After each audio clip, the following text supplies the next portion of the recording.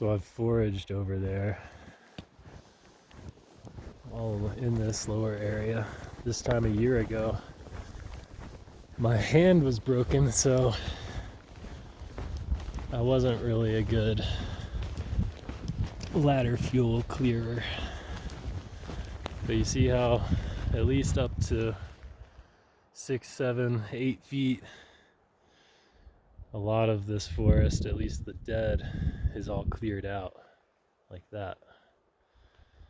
Some of these trees are still a little bit overgrown.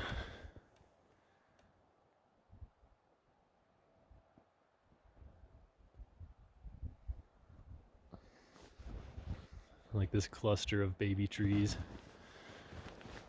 Could be cleaned up a little bit. That might be better for summertime. And then there's some dead branches a little bit straight ahead. And those trees are just growing really close together over in, is it San Juan National Forest? They sell those firs that are growing right next to spruces and pines as Christmas trees. So a lot of this forest is cleared out. I know farther back off the trail that way, it gets pretty overgrown pretty quickly. These pillows. See how the pine trees, lodgepole pine in particular, kind of hold little cups of snow, like little snowballs out on their little hands. But the spruces, it just sort of pillows on top of their whole boughs all together.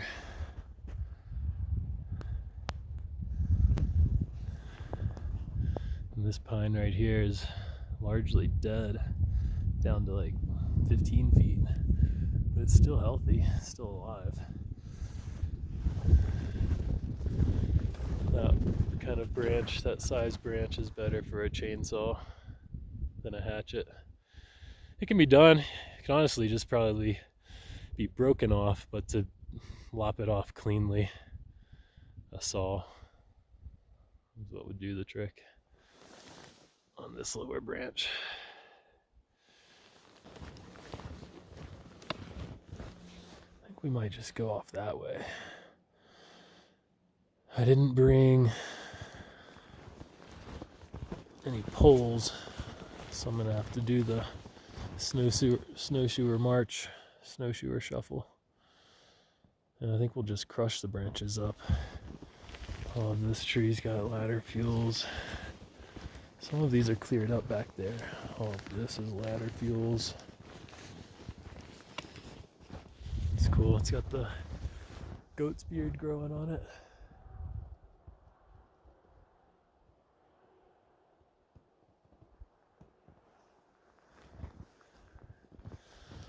There's kind of a fox trail going off that way. Maybe let's do that. Start back in this area.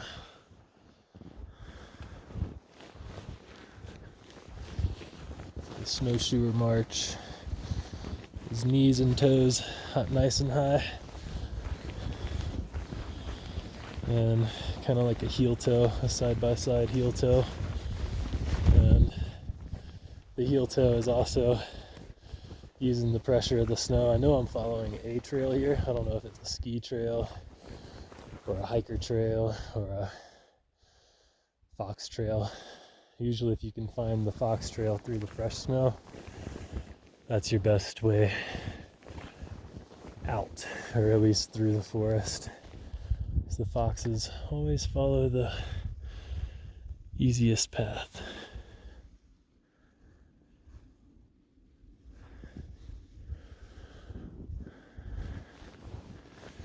It's a little denser up ahead.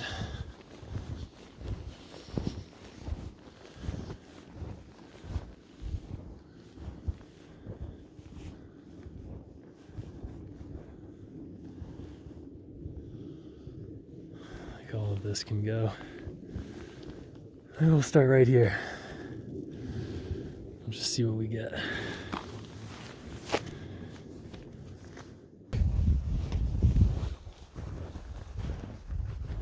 So ladder fuel is what helps an otherwise good fire, a fire that restores nutrients real quickly into the mostly non-existent topsoil here in the high country, and allows that fire to climb the trees on the ladder fuels, the dead lower branches, like all of this stuff and this stuff. This is why I usually don't like to collect the resin, the spruce sap, on snowy days or days after, just a few days after snow before the winds come back and knock all the snow off the branches, because otherwise I end up collecting a lot of water, snow in my sap, and I don't like that because, you know, it's supposed to mix with the oils, not water. So I'm going to clear ladder fuels today for the first day in the forest of 2024.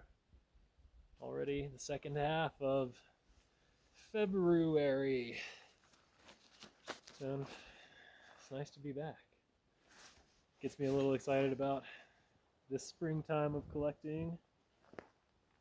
Ooh, got paracord too. Of collecting sap again. It's been almost a year already. I brought paracord to mark off exactly. I've got 250 feet. I'll wrap it around a tree, and right here, this fir next to the camera, and walk it 212 feet that way, and in a square 212 feet that way, and that'll delineate my acre. And I want to be able to gauge how fast one guy, in the snow no less, can clear at least all the dead lower branches, maybe little ladder fuel trees, these really flammable firs. Ooh, I don't want to forget, I want to show you up close what it looks like when these needles, you wouldn't necessarily think that those lush little pine needles, fir needles, spruce needles have much flammability to them, but they're like a torch. See how it's like a torch? So imagine each little branch has hundreds of little tiny torches on it. So when they go up in flame, they blaze. So hopefully I don't forget to show you that later. But I'm gonna get to it. Let's see.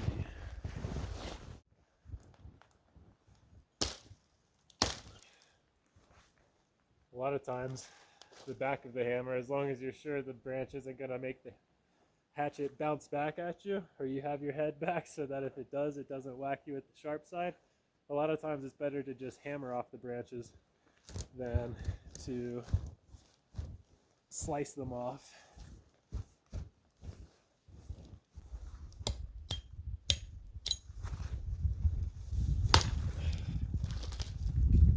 Ooh, that smells so good.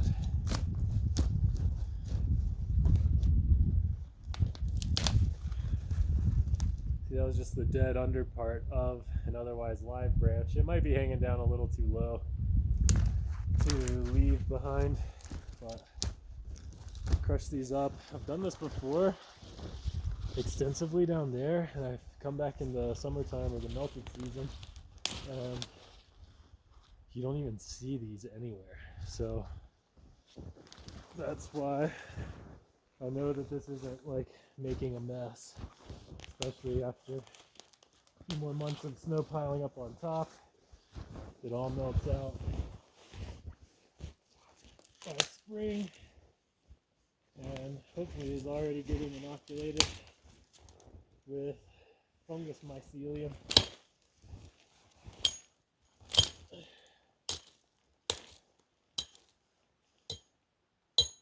See how I'm not hacking the tree as I go? I didn't even hit any snow off. You'll figure out how we're not trying to gouge the trees at all. There's already plenty of that naturally. And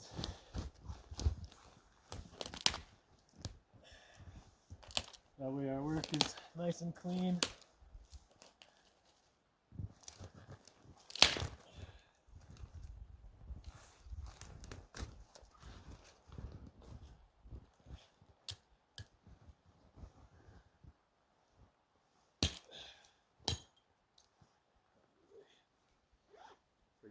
we gotta have high collar shirts and outers. Ooh, yeah, this was nice. That was perfect.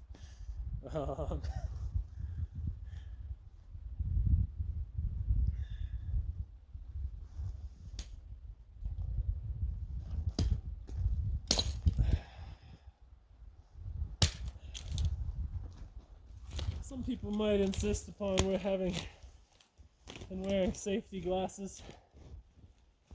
I prefer safety squints, unless maybe I'm chainsawing, power sawing.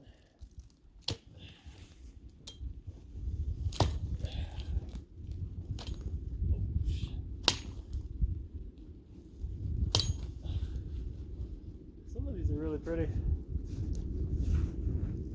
I've always thought about making art out of these sticks, or using them somehow in art,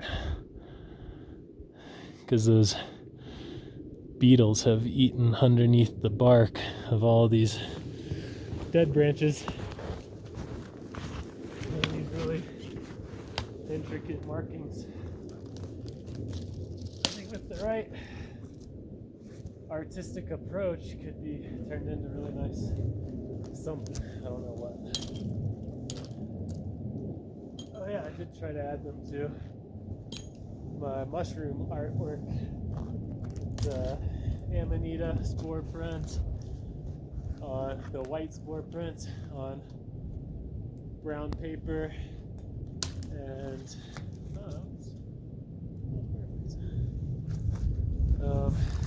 with a piece of beetle kill branch ladder fuel, just as part of the piece, not necessarily a frame, but I don't know, I need to put those up. I need to put them for sale cheaper.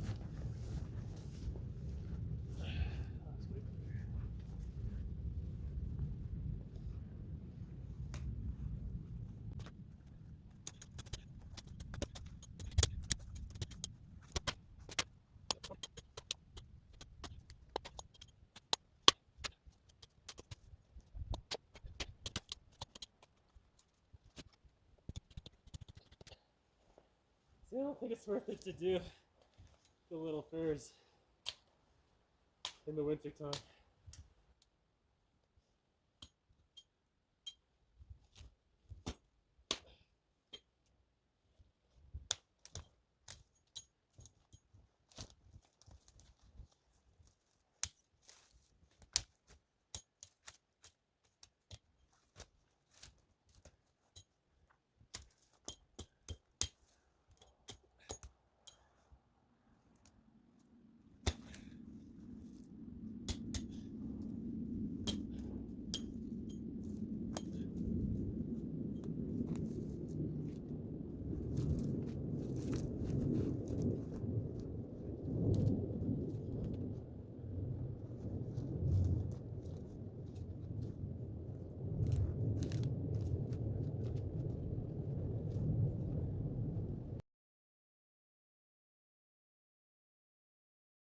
At it.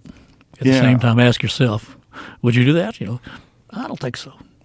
Well, yeah, we can look at it from that perspective, marvel at it, but man, from the perspective of the natives that lived here, what a horrific invasion, and what a devastating effect it had on their way of life, their culture, and how much is missing from their cultural memory because of this devastation of 90% of their population. Yeah. Except for the Black Death, this was the most horrific thing that has ever happened in recorded human history to Indian peoples in the New World. Nothing remotely approaches it, except the Black Death, except the bubonic plague.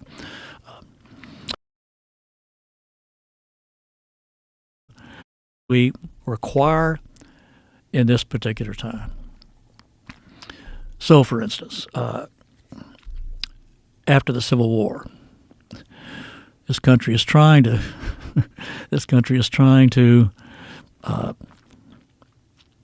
remake itself into one nation. We're trying to, to heal these wounds, to stitch the nation back together.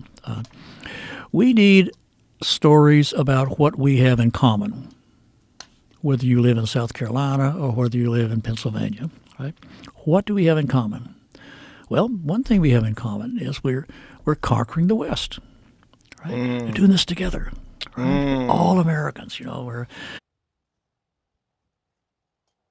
like what people enjoy in life is succeeding, the difficult struggle of trying to do something that's hard to do, and finding your own path, and through that freedom, becoming successful. A meritocracy, a real meritocracy, where everybody has a chance. Yeah. That's what we should strive for in this country. Meritocracies, not victim mentality, and certainly not communism. It's a terrible idea. And it seems like a good idea because why do so many have so much and others have so little? Well, the problem is the culture is not encouraging the people that have so much to realize that they're so fortunate and to help out in some way. That would be better. What's the worst thing is taking from those people and giving it to people who are doing nothing. And then you're creating this entitlement class. You're creating this group of people that think that somehow the people that are successful are evil if other people aren't successful. And it's just a way to pit us against each other. And that's not what we need in this country. What we need is people coming together and realizing that we're all one big community and trying to do something for the greater good of the whole community and encouraging people to do better in their own lives. Encouraging people and giving them the opportunity to work hard and feel that satisfaction of accomplishing something. That's what we should all be striving for. We could clip them off, which may or may not look weird. But over here, where I thought I was going to work towards the camera, it's a lot of just baby fir trees.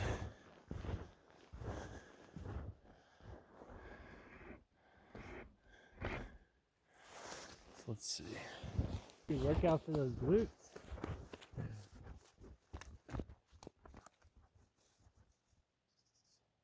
We got them in here.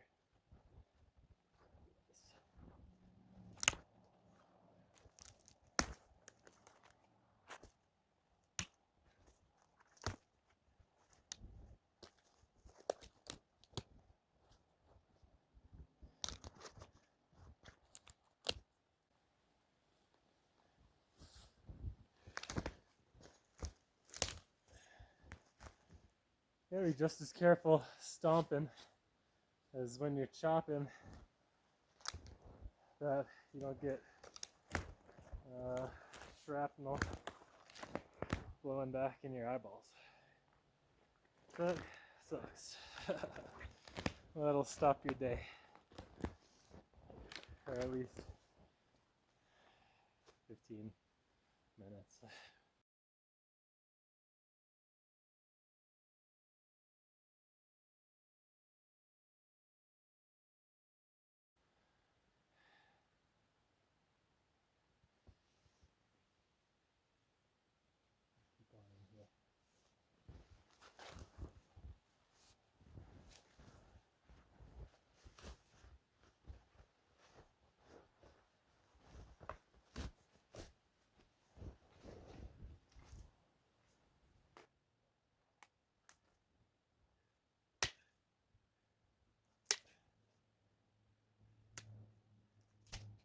I've got too many layers.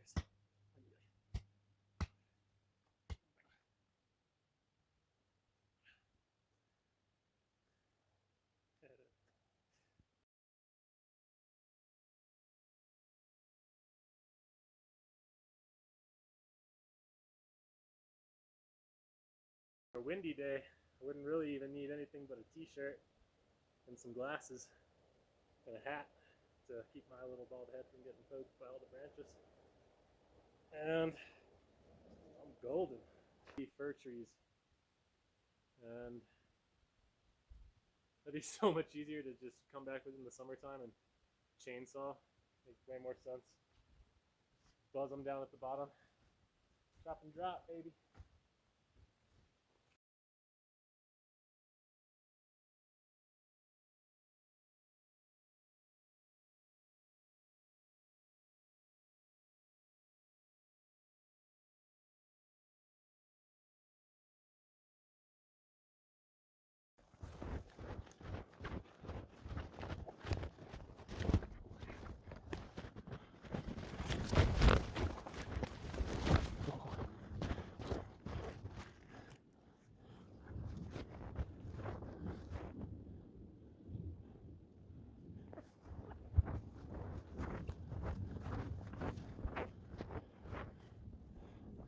So much of what blocks the view underneath is baby fir trees.